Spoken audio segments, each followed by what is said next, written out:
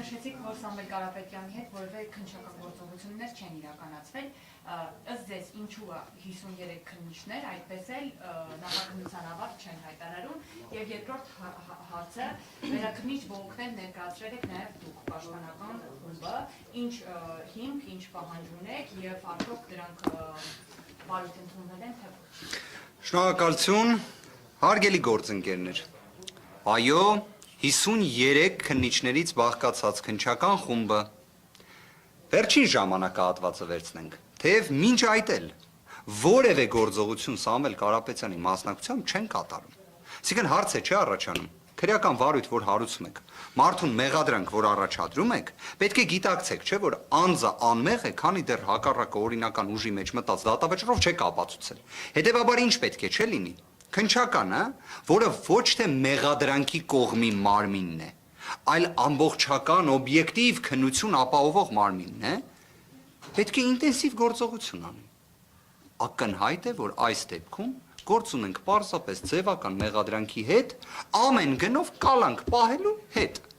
Այսքան բան, ստեղ ուրիշ բովանդակություն չկա, այլ հարց, որ 53 քննիչ փաստացի ներգրավված են այս հրեշավոր, չարամիտ, ամոթալի գործողության մեջ, որտեղ այո, նոյեմբերի 18-ի խափանման միջոցի վերաբերյալ որոշման պայմաններում, երբ կալանքը երկարաձգվեց եւս 2 ամսով, քննչական մարմինը պետք է լիներ ամենաակտիվ, ամենաջանասեր մարմինը, բայց ունենք ճիշտ հակառակը, ունենք տոտալ անգործություն, ունենք ընդհանուր առմամբ ջանասիրության տապալում քննչական մարմնի կողմից, բայց զուգահեռաբար ունենք դատախազություն, որը օրինակ կարողանում է հունվարի 5-ին ոչ թե հանձնարարական տա կամ չգիտեմ ցուցում փոխանցի քննչականին, որ ի վերջո օրինականության հսկողությունը ապահովելով նենց անեն, որ քննչականը տեղից շարժվի։ Ի վերջո ապահովի գործի ջանասիրությունը։ Փոխարենը ունենք, որ կարողանում են հասցնել վերաքննիչ բողոք մուտքագրել։ Ամեն գնով կալանք պահանջելու համար։ Հետևաբար, այո, որևէ գործողություն չի եղել Սամվել Կարապետյանի մասնակցությամբ։ Որևէ գործողություն չի եղել։ Ինչ վերաբերում է բողոքին, դատական ակտի վերաբերյալ մեր կողմից։ Այո, այն ներկայացվել է, այո, այն վարույթ ընդունվել է։ Եթե շատ հակիրճ ձևակերպենք, տրամաբանությունը հետևյալն է։ Մեր դիրքորոշումն է, որ այստեղ ընդհանրապես խափանման միջոց պետք է կիրառված չլինի։ Բայց եթե նույնիսկ դատարանը հաշվի առնելով քննչականի դատախազության եւ ընդհանուր քաղաքական հետապնդման այս տոտալ մթնոլորտը, որը տեսնում ենք, եթե մի խափանման միջոց պետք է ընտրի այնպիսինը, որ այն լինի համաչափ, բալանսավորված։ Երբ մենք խոսում ենք Սամվել Կարապետյանի մասին, մենք խոսում ենք անձի մասին, ով քաղաքական հայտ է ներկայացրել, դեռևս 2025 թվականի հուլիսի 4-ի իր հրապարակային ուղերձով, որը շարունակական է եղել, վերահաստատվել է եւ գնալով էլ ավելի մեծ մասշտաբի է հասել։ Հիմա այդ պայմաններում, երբ անձին հրապարակային հայտարարություններ անելու սահմանափակում է կիրառում, դրանով ինչ ենք պատկերացնում։ Այսինքն դրանով մենք ժողովրդավարություն ենք պատկերացնում, քաղաքական իրավունքների իրացում ենք պատկերացնում։ Հիմքերից մեկը դա է, որ այն պետք է անհապաղ վերացվի։ Երկրորդը, երբ կիրառվել է գրավ եւ բացակայելու արգելք, լրացուցիչ խափանման միջոցի էլ անհրաժեշտությունը ո՞րն է։ Ընդհանրապես դա առավել քան բավարար է։ Առավել քան։ Հետևաբար մյուսը նաեւ ընդհանրապես դրա վերացումն է։ Տնային կալանք խափանման միջոցի մասին է խոսքը, որը եւս չափազանց ինտենսիվ խափանման միջոց է։ Եվ իդեպ այս ամենը ինչ որ իմաստով, հա, տնային կալանքի կիրառում, բայց նման տիտանական մասշտաբային սահմանափակումներով, համակցված այլ խափանման միջոցներով, վերաքննիչ բողոք նման օպերատիվությամբ, դատավոր Սուրեն Խաչատրյան։ Հուսանք։ Ուղղակի մեկ հանգամանք նշենք։ Եթե պայմանականորեն այլ դատավորները քննարկում էին կալանքից անձին ազատելու հարց, հա, Սուրեն Խաչատրյանը դատավոր քննարկում է Սամվել Կարապետյանին կրկին կալանավորելու հարց, հա, այսինքն մի հանգամանք էլ հա բացահայտեմ, դատական նիստերից մեկի ժամանակ, սա մի քիչ ծիծաղելի է հնչում, բայց ես սա ամենայն լրջությամբ եմ ասում, քննիչը եւ դատախազը հայտնեցին, որ իրենք ունեն անհանգստություն, որ եթե տնային կալանք կիրառվի Սամվել Կարապետյանի նկատմամբ, Սամվել Կարապետյանը կկարողանա լքել Հայաստանի Հանրապետությունը։ Այսինքն տնային կալանքից դուրս կգա եւ կլքի Հայաստանի Հանրապետությունը։ Եվ դա ասում էին ամենայն պատասխանատվությամբ։ Սամվել Կարապետյանը իդեպ դատական նիստի ժամանակ հենց, թեև մենք այսպես ասած լրջորեն մոտենում էինք, որ իրավական հակափաստարկներ ներկայացնենք, Սամվել Կարապետյանը սկսեց ծիծաղել նիստի ժամանակ։ Դրանից հետո էլ մենք չհակադարձեցինք, որովհետև սա էլ երևի բացահայտենք, դատավորն է սկսեց ծիծաղել։ Այլարց իհարկե, հա ծիծաղեց, դրանից հետո կալանքը միևնույն է երկարաձգեց, բայց ինչև է սա ուզում եմ ասեմ որպես երևույթ այդքան ծիծաղելի են նման փաստարկները, բայց կարող է հիմա օրինակ քննիչը եւ դատախազը լսում են մեզ եւ ասում են ոնց թե իրենք դա շատ մեծ լրջությամբ եւ պատասխանատվությամբ էին ասում։ Դեկտեմբերի 30-ից Սամվել Կարապետյանը տնային կալանքի պայմաններում է, գտնվում է իր տանը։ Իդեպ այս ժամանակահատվածում նույնիսկ մի քանի անգամ այցելել է բժշկական հաստատություն, կրկին վերադառնալով իր տուն։ Հիմա սենց ստացվեց, հարգելի իրավապահներ, երևի թե այս անգամ էլ ընդունենք, որ սխալվել էիք, լավ կլինի իհարկե, դրանում վատ բան չկա։ Հիմա օրինակ իրենք ինչ էին ասում, գործընկերներ ջան, պատկերացրեք։ Ասում էին 2025 թվականի հունիսի 18-ից, որ Սամվել Կարապետյանի նկատմամբ եթե կալանք մի օրով էլ չկիրառվի, երկինքը փուլ կգա Հայաստանի Հանրապետությունում։ Իրավապահ համակարգը կտապալվի, չգիտեմ,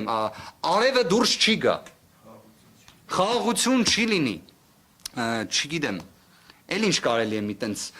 ողբերգական մի բան պատմեմ, հա, տիտանական մասշտաբի։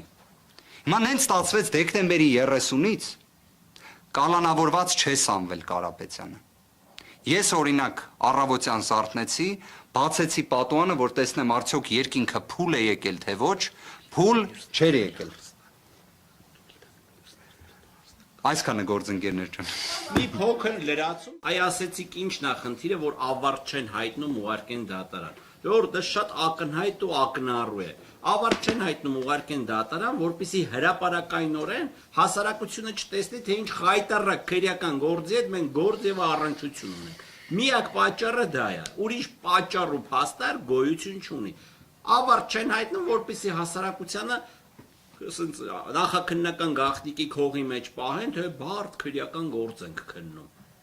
Ընդհանրապես գործողություն չի արվում։ Ընդհանրապես։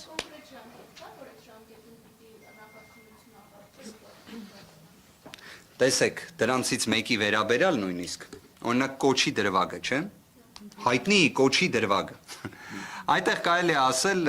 մեր ձևով կմասնակցենք եկեղեցու պաշտպանությանը արտահայտություն։ Իդեպ այս ամենը հիմա առավել քան պարզ երևում է եկեղեցու նկատմամբ ճնշումների պայմաններում, թե ինչի համար էր պետք Սամվել Կարապետյանին իր հեղինակության, իր, այսպես ասած, ուժի դիրքերից հանդես գալու նաև հենց հարգանքից ելնելով հանրության եւ վստահությունից, ինչի էր պետք ամեն կերպ մեկուսացնել։ Հա, հիմա այդ ամեն ինչը շատ ավելի հստակ ու պարզ է երևում։ Հիմա կոչի դրվագով նախաքննության առավելագույն ժամկետը, առավելագույն,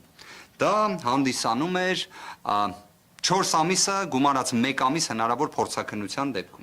4 ամիսը լռանալու արդեն ժամանակահատվածում քննիչը դատական նիստերից մեկի ժամանակ ասել էր, որ այստեղ ինչը փորձաքննություն անեն։ Սա էր իրենց դիրքորոշումը։ Մենք էլ կհիշեք, ներկայացրել էինք փորձաքննության եզրակացություններ փորձագետների կողմից եւ քննիչը իրականացրեց Հայաստանի Հանրապետության պատմության մեջ հերթական ամենաաբսուրդային գործողությունը, որովհետեւ որոշեցին, որ փորձագետերին պետք է ահաբեկեն, պետք է խուզարկեն փորձագետների բնակարանները, բջջային հեռախոսները, կանչեն ժամերով հարցաքննեն փորձագետերին եւ այլն։ Սա է Սամվել Կարապետյանի գործով իրադարձությունները, որոնք տեղի են ունենում։ Ինչևէ, կոչի դրվագով ժամկետը պատկերացրիք։ Այնուհետև դե տնտեսական բնույթի աբսուրդային մեղադրանքներ ներկայացվեցին, որոնց այսպես ասած նվազագույն, ողջամիտ, բանական, չգիտեմ, ինչ ձևակերպում, տրամաբանություն նույնիսկ գոնե պետք է ունենա, չէ՞ մեղադրանքը։ Դրանցից ոչ մեկը տրամաբանություն էլ չի ունեցել։ Եվ այս պնդումը ոչ թե մեր պնդումն է, սա դատական ակտերով հաստատված պնդում է, դատական ակտերով։ Եվ չնայած այս ամենին, եթե նայում ենք առավելագույն ժամկետը, նախաքննության, դա 10 ամիսն է։ 10 ամիս։ Բայց ժամկետը չի հաշվարկվում առավելագույնի տրամաբանությամբ։ Ժամկետը առաջնային հաշվարկվում է ըստ ներկայացրած միջնորդության եւ դրա շրջանակներում կատարած գործողությունների։ Վճռաբեկ դատարանը շուրջ 2-3 շաբաթ առաջ մի նախադեպային որոշում է ընդունել, որը վերաբերում է իդեպ, եթե չեմ սխալվում, թող ինձ ներեն, ամեն դեպքում անուն չեմ նշի, քաղաքապետարանի բարձրաստիճան պաշտոնատար անձանցից մեկի խափաման միջոցի փոփոխությանը, որը վերաբերում է կոռուպցիոն մի շարք դրվագների, որով իդեպ ոչ թե կալանք էր կիրառվել, այլ տնային կալանք։ Եվ վճռաբեկ դատարանը ի վերջո գտել է, որ այդտեղ գործողությունները ճիշտ են եղել։ Ես իդեպ եւս այդ կարծիքին եմ։ Կալանքը ծայրահեղ միջոց է, ամենածայրահեղ, բայց մենք տեսնում ենք, որ օրինակ երբևէ արատավորված չեղած անձինք ազգային բարերարից արքեպիսկոպոսներ, մինչև եպիսկոպոսները այսպես շարունակ անձին կալանավորվում են եւ նենց հատապարությունը ոնց որ քրեական դատավարության օրենսգիրքը որ բացում եք, այնտեղ ուրիշ խափաման միջոց չկա։ Այնտեղ սենց բացում ես, գրած է ամենտեղ կալանք։ Դե դատավորներն էլ, քննիչներն էլ, դատախազներն էլ ասում են ինչ կարան անել։ Միայն էտա գրված։ Հետևաբար ժամկետի տեսանկյունից ժամկետները խախտված են գործընկերներ։ Խախտված են։ Խախտված են եւ սա փաստ է։ Եվ դրա հաստատումը առաջնային նա է, որ մենք գործ ունենք անգործության հետ։